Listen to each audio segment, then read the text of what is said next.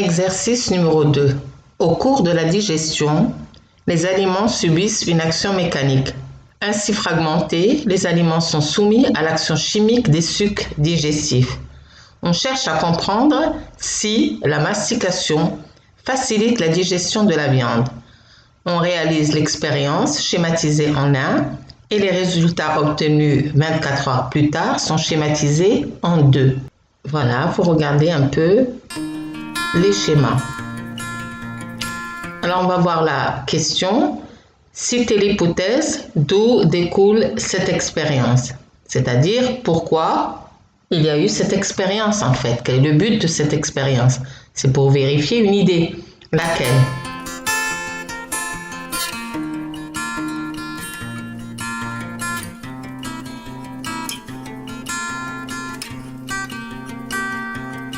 Il faut savoir d'abord ce que c'est une hypothèse. En fait, une hypothèse, c'est une explication qui attend d'être validée par une expérience. La différence entre une opinion et une hypothèse, c'est que l'opinion n'est pas validée. Tu as ton opinion, tu as tes idées. Mais l'hypothèse, elle doit être validée soit par une autre observation, soit par une expérience. Et donc, l'hypothèse répond à un problème. Donc, ce qu'il faut faire maintenant, c'est lire le texte pour savoir où est le problème. Le problème posé, c'est est-ce que la mastication facilite la digestion de la viande? Maintenant, observons l'expérience pour en tirer notre hypothèse à partir du problème et de l'observation de notre expérience. Dans le tube A, on a mis un morceau de viande complet, alors que dans le tube B, on a mis de la viande hachée qui a été fragmentée, broyée. Et donc, avec un suc gastrique. Et on a attendu. Donc, l'hypothèse, c'est que la digestion mécanique, le broyage de la viande, permet sa digestion chimique par le suc gastrique. Alors, soit elle permet, soit elle facilite sa digestion chimique par le suc gastrique. On cherche à vérifier ça. Pourquoi utilise-t-on un bain-marie à 37 degrés?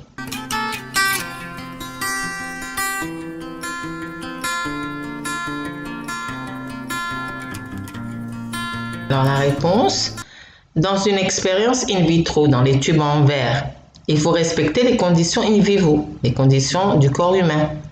Or, la température dans l'estomac est à peu près de 37 degrés.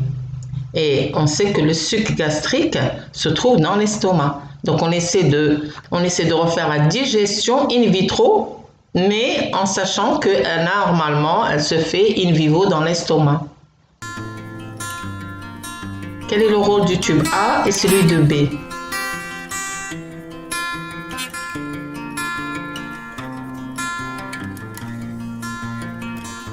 Eh bien, le tube A, puisque le morceau est complet, qu'il n'est pas haché, n'est pas broyé.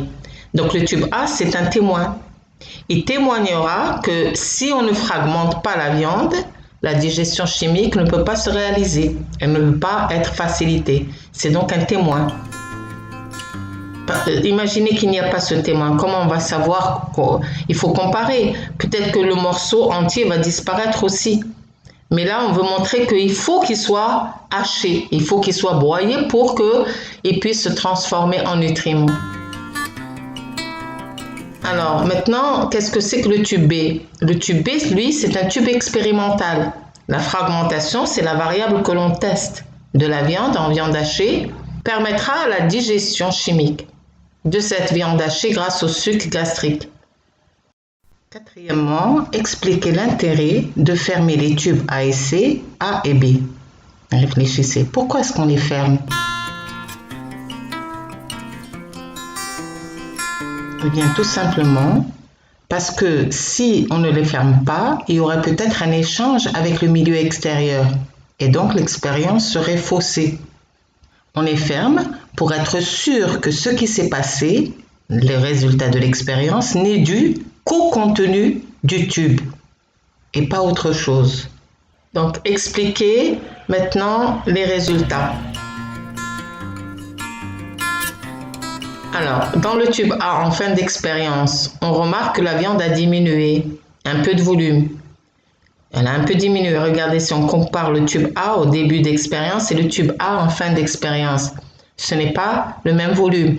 Donc, elle a quand même un peu diminué. Ça veut dire qu'elle s'est transformée. Il y a eu une digestion chimique, mais pas complète. Il y a juste un petit peu. Alors que dans le tube, dans la viande hachée, dans le tube expérimental, le résultat montre que la viande hachée a presque entièrement disparu. Il reste juste des petits points. Vous les voyez, les petits points? Ça veut dire que la viande hachée s'est transformée en nutriments grâce au suc gastrique. Votre hypothèse a-t-elle été validée? Eh bien oui. Si on compare les résultats des tubes A et B en fin d'expérience, on constate que la viande subit en effet une transformation importante par le suc gastrique, à condition d'être hachée, fragmentée. Donc l'hypothèse a été validée. Alors, ce qui est donc, en fin de compte, que vous devez apprendre, c'est que la digestion chimique des aliments complète l'action mécanique de la digestion.